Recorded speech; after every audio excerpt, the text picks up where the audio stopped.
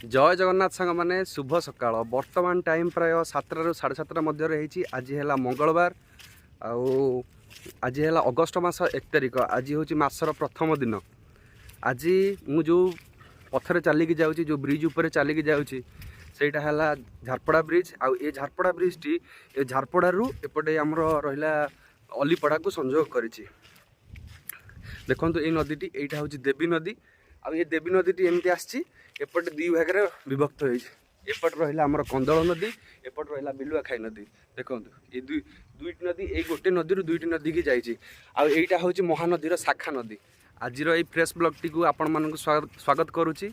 दयाकोरी जो भाई भौणी मैंने नुआ कर ब्लॉग टी मोर देखुं प्लीज लाइक करूँ शेयर करूँ आ सब्सक्राइब करूँ। ब्रिजटा ब्रिज जो नाला केमी कौन जा डंगार लोक जावासा करती डंगार जाती बिरडी हाट को जाती जगतसपुर जाती सोमनाथपुर हाट को जाती अलीपड़ा फलीपड़ा पार्श्ववर्ती गाँ मानक जाती डंगार वर्षा 4 मास वर्ष सारा तो डंगा ये उपलब्ध आउ दुर्घटना होगा 2 जन एक्सीडेंट मरीगले माने ओलटी पइला डंगा ओलटी पइला ए जगह ओलटी पइला ये जगह देवी उल्टी पइला तापर जन आंदोलन है लोक दाबी कले आम तुरंत ब्रिज करा जाऊ जहाँ खुशी विषय ब्रिज आम होगा ब्रिज आसा द्वारा बहुत गमनागमन जावासा बहुत ये झारपड़ा ब्रिज हवा केते वर्ष होइगला तथा 15 वर्ष खंडे होइगलानी 15 वर्ष होइगलानी। हाँ 15 वर्ष होइगलानी ये ब्रिज आमर जीवन रेखा पाल्टी आम लोकल लोक जीवन रेखा भी पाल्टी।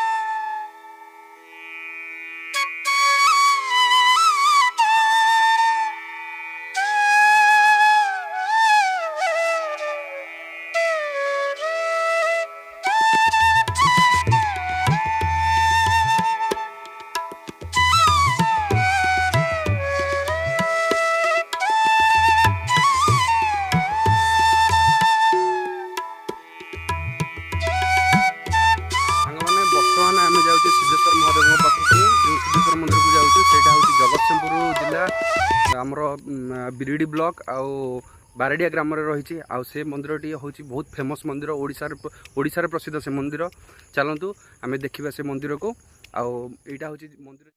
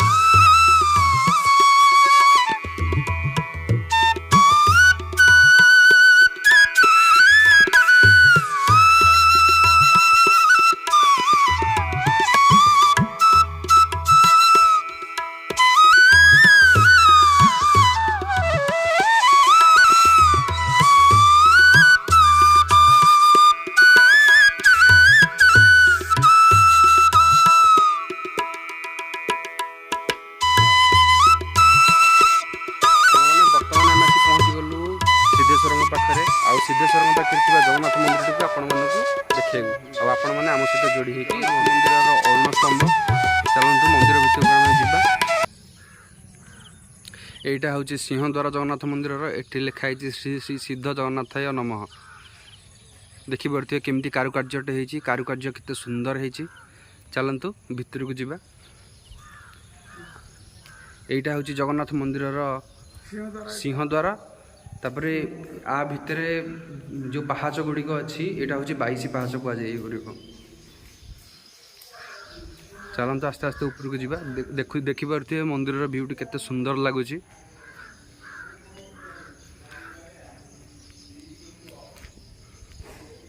देखु ये विष्णु अनंत शयन अच्छा ये जो कारुकार्यटी होती मूर्तिर केते सुंदर लगुच देखिपे भाई मैंने। देखो सांग मैंने ये हूँ गणेश मंदिर प्रभु गणेश ये अच्छा मैंने देखो मंदिर भ्यूटी केमी देखा जगन्नाथ मंदिर आ निश्चिंत कमेंट करेंगे आम जगन्नाथ मंदिर केमी देखा ये है माँ विमला मंदिर आउट रहा मुक्ति मंडप। चलते आग को जावा। और जो भाई भौणी मैंने मोर वीडियो देखुं प्लीज लाइक करेंगे शेयर करेंगे और सब्सक्राइब करेंगे।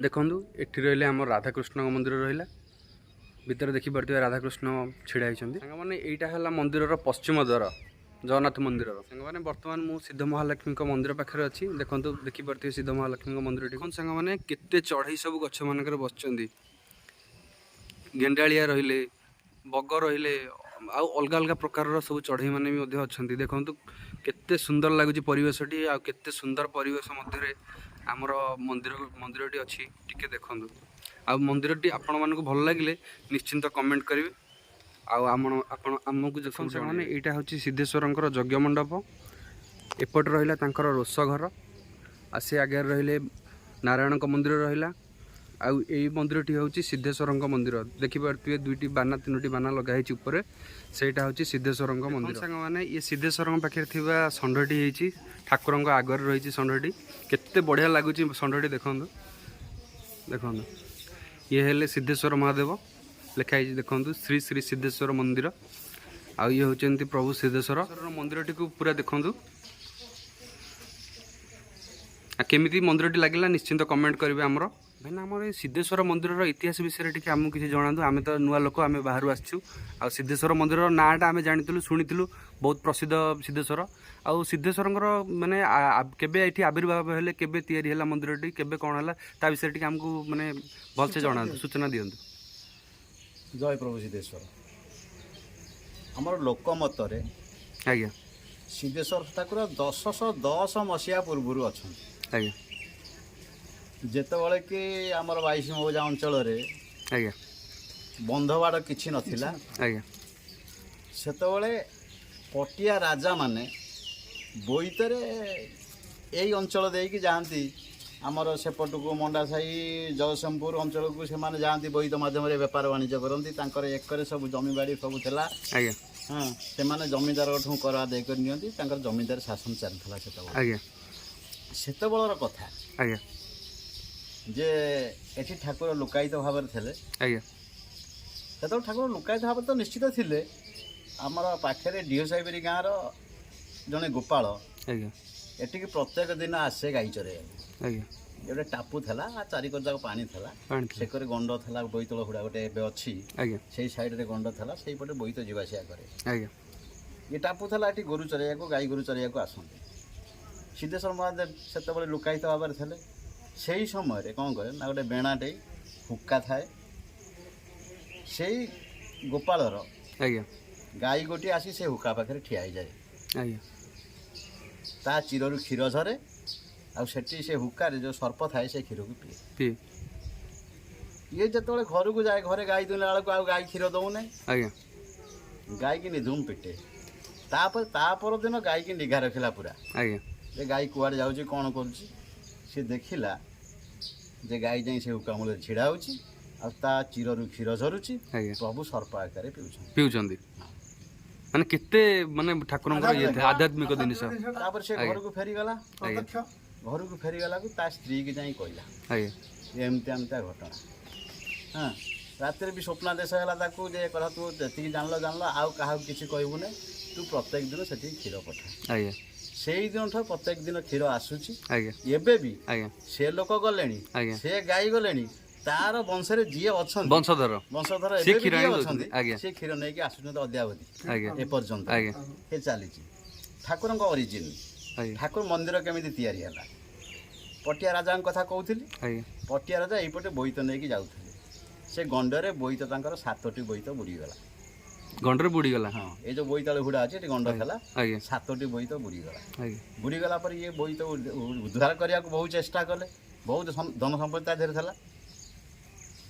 ଏମିତି ରାତି ହେଇଗଲା, ରାତିରେ ରାଜା ଶୋଇଛନ୍ତି, ରାଜାଙ୍କୁ ସ୍ୱପ୍ନ ଦେଶ ହେଲା ଯେ ମୁଁ ଏଠି ଅଛି ସିଦ୍ଧେଶ୍ୱର ନାମରେ ମହାଦେବ, ଆଉ ତୁ ଗୋଟେ କାମ କର, ଏଠି ମନ୍ଦିରଟିଏ ମୋ ପାଇଁ ତିଆରି କର। ଆଜ୍ଞା ତିଆରି କଲେ ତୋର ବୋଇତ ଉଠିବ।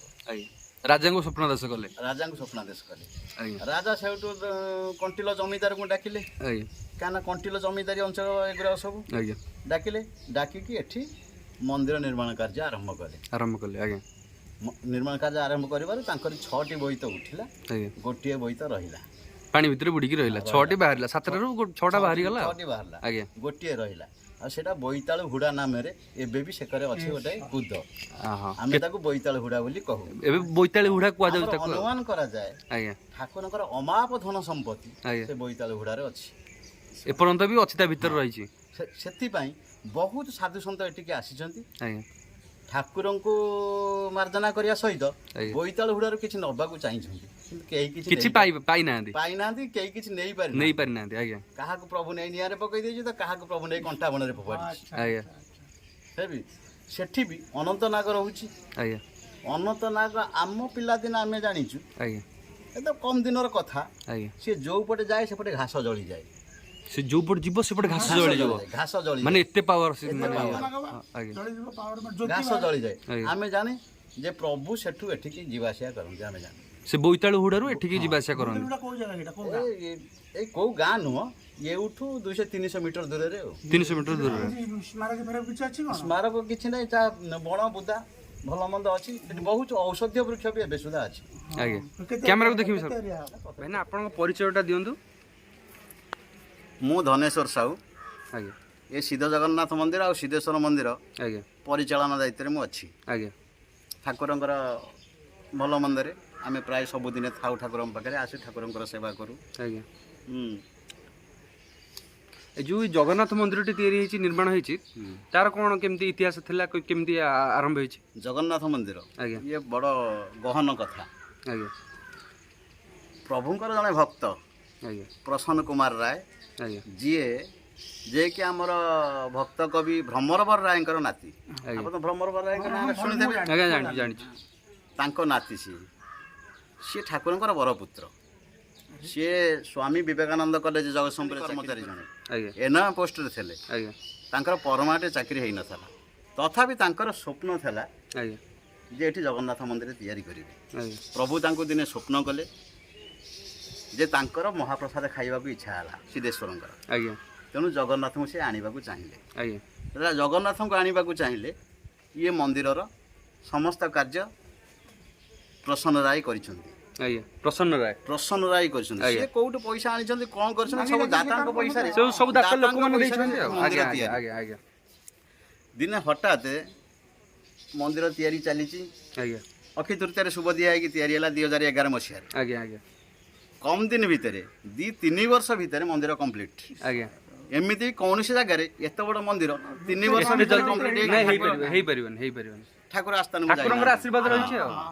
ଦିନକରଟା ମନ୍ଦିର କମ୍ପ୍ଲିଟ୍ ହେଇଗଲାଣି। ଯେମିତି ରାଜା ଇନ୍ଦ୍ରଦୁମ୍ନ ମନ୍ଦିର ପ୍ରତିଷ୍ଠା କରିଗଲେ, ବ୍ରହ୍ମଲୋକକୁ ଚାଲିଗଲେ, ଆଜ୍ଞା ସେମିତି ଦିନେ ପ୍ରସନ୍ନ ବାବୁ ମନ୍ଦିର ପ୍ରତିଷ୍ଠା କରିବାକୁ ତାକୁ ପ୍ରବଳ ଦେହ ଖରାପ ହେଲା, ଆଇସିୟୁରେ ଯାଇ ପଡ଼ିଲେ।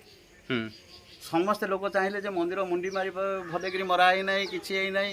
ଗଲା ଲୋକ ଯାଇକି ଆଇସିୟୁରେ ସମସ୍ତେ ଠାକୁରଙ୍କୁ ଡାକିଲେ, ପୁଣି ସେ ଆଇସିୟୁରୁ ବାହାରିକି ଆସିଲେ, ଭଲ ହେଇକି ଆସିଲେ। ମନ୍ଦିର ମୁଣ୍ଡି ମାରିଲେ। ଠାକୁର କେମିତି ଆସିବେ, ଦାରୁ ଖୋଜା ହେବ। ଆଜ୍ଞା ଏଇ ଜାଗାରେ ଆମେ ଯେଉଁ ଜାଗାରେ ବସିଛୁ, ଏଇ ଜାଗାରେ ପ୍ରସନ୍ନ ବାବୁ ବସିଥାନ୍ତି। ଆଜ୍ଞା ଖରାବେଳିଆ ଟାଇମ୍, 2ଟାରୁ 2:30 କି 3ଟା ହେବ ସମୟ, ଆରି ଭିତର କଥା। ଆଜ୍ଞା କେହି ନାହାନ୍ତି, ପୂଜକ ନୀତି ସାରି ଘରକୁ ପଳେଇଲେଣି। ଆଜ୍ଞା କେହି ନାହାନ୍ତି ଏଠି, ପୁରା ନିଷ୍ପଦ। କେବଳ ଏଠି ଏଇ ପଶୁ ପକ୍ଷୀଙ୍କର ଏଠି ତ ଇଏ ଶିବପୀଠ, 56 କୋଟି ଜୀବ ଏଠି ବାସ କରନ୍ତି, ସମସ୍ତେ ବାସ କରନ୍ତି ଏଠି। ଏ ଜାଗାରେ କାହାର ମାନେ ଶତ୍ରୁଭାବ ନାହିଁ। ତେଣୁ ହଠାତ୍ ମନ୍ଦିର ଭିତରୁ ସେଇ ସମୟରେ ଘଣ୍ଟା ବାଜି ଉଠିଲା, ମନ୍ଦିର ଘଣ୍ଟା, ପୂଜା ଘଣ୍ଟା ବାଜି ଉଠିଲା, ମନକୁ ବାଜି ଉଠିଲା। ଗୋଟେ ବୁଢ଼ା ଲୋକଟିଏ ମନ୍ଦିର ଭିତରୁ ବାହାରିକି ଆସିଲା, କହିଲେ ପ୍ରସନ୍ନ ବାବୁ ଆପଣ ଦାରୁ ପାଇଲେ? ପ୍ରସନ୍ନ ବାବୁ କହିଲେ ନାଇଁ, ଦାରୁ ଠିକଣା କିଛି ମିଳିନାହିଁ। ନା ଯିବେ, ବାସନ୍ଦରା ଗ୍ରାମର ମହେନ୍ଦ୍ରନାଥ ମହାନ୍ତିଙ୍କର ଏକ ଦାରୁ ବୃକ୍ଷ ଅଛି, ସେଇ ଦାରୁକୁ ଯାଇକି ଆଣିକି ଏଠି ମନ୍ଦିର ବିଗ୍ରହ ତିଆରି କରନ୍ତୁ। ସେ ବୁଢ଼ା ଲୋକଟି ହେଉଛନ୍ତି ପ୍ରଭୁ। ଆଜ୍ଞା, ସିଏ ଯେତେବେଳେ କହିଲେ ପ୍ରସନ୍ନ ବାବୁ ସେଉଠୁ ସେଇ କଥାକୁ ଚିନ୍ତା କରି ତାପରେ କିଛି ସମୟରେ ସେ ବୁଢ଼ା ଲୋକ ଖୋଜିଲା ବେଳକୁ ଆଉ ପାଇଲେନି, ସେ କୁଆଡ଼େ ଚାଲିଗଲେ। ନିଜେ ଆସିକି କହିଛନ୍ତି ଭଗବାନ ନିଜେ। ତାପରେ ସେ ଗଲେ ସେ ଦାରୁକୁ ଦେଖିଲେ, ହଁ ପ୍ରକୃତ ଏଇ ଦାରୁ ଯୋଗ୍ୟ। ତାପରେ 36 ପାଟକରୁ ପଣ୍ଡିତ ମାନଙ୍କୁ ଡାକି ଦାରୁକୁ ସେଠୁ ପ୍ରତିଷ୍ଠା କରି ସୁନା କୁରାଡ଼ି ରୂପା କୁରାଡ଼ି ନେଇ ଦଇତାବାନ୍ତି ମାନଙ୍କୁ ନିଯୋଗ କରି ଏସବୁ ବିଧି ମୁତାବକ ଦାରୁ ଆଣି 2013 ମସିହାରେ ଏଠି ମନ୍ଦିର ପ୍ରତିଷ୍ଠା କଲେ। 2014 ମସିହାରେ ମନ୍ଦିର ପ୍ରତିଷ୍ଠା କଲେ। ଆମକୁ ସେଇମାନେ ଆଣିକି ପ୍ରସନ୍ନ ବାବୁ ଆଣିକି ଆମକୁ ଏଠିକି ସ୍ଥାନ ଦେଇଛନ୍ତି, ଆମକୁ ଏଠି ଦାୟିତ୍ୱ ଦେଇଛନ୍ତି। ସେଇ ଦିନଠୁ ମନ୍ଦିର ସୁରୁଖୁରୁରେ ଚାଲିଛି। ବଡ଼ ଆଶ୍ଚର୍ଯ୍ୟର କଥା, ଯେମିତି ରାଜା ଇନ୍ଦ୍ରଦୁମ୍ନ ନିଜର ସମସ୍ତ ଦାୟିତ୍ୱ ଗାଲୁ ମାଧବକୁ ଦେଇକି ଏଠୁ ଚାଲି ଯାଇଥିଲେ ପୁରୀରେ, ସେମିତି ପ୍ରସନ୍ନ ବାବୁ 2 ବର୍ଷ ପରେ ଆମମାନଙ୍କୁ ସମସ୍ତ ଦାୟିତ୍ୱ, ଯଜ୍ଞ କେମିତି ହେବ, ଠାକୁରଙ୍କ ପୂଜା ବିଧି କେମିତି ହେବ, ନୀତି ନିୟମ ସବୁ ଜଣେଇକିରି ସିଏ ତାଙ୍କର ଦେହାନ୍ତ ହେଇଗଲେ। ତାଙ୍କର ଦେହାନ୍ତ ହେଇଗଲାଣି। ଏବେ କଲା ପରେ ଗାଲୁ ମାଧବ ଭଳିଆ ଆମକୁ ସବୁ ଦାୟିତ୍ୱ ଦେଇ ଚାଲିଗଲେ। ଆମେ ଏବେ ସୁଦ୍ଧା ବି ମନ୍ଦିର ପରିଚାଳନା କରି ଆସୁଛୁ। କିନ୍ତୁ ଇଏ ମନ୍ଦିର ଏମିତି ଏକ ମନ୍ଦିର, ବିରଳ ମନ୍ଦିର, ହରିହର ଭେଟ ହୋଇଛନ୍ତି ଏ ଜାଗାରେ। ଯେଉଁ ଜାଗାରେ ହରିହର ଭେଟ ହୁଅନ୍ତି ସେଟା ବୈକୁଣ୍ଠ ସମାନ।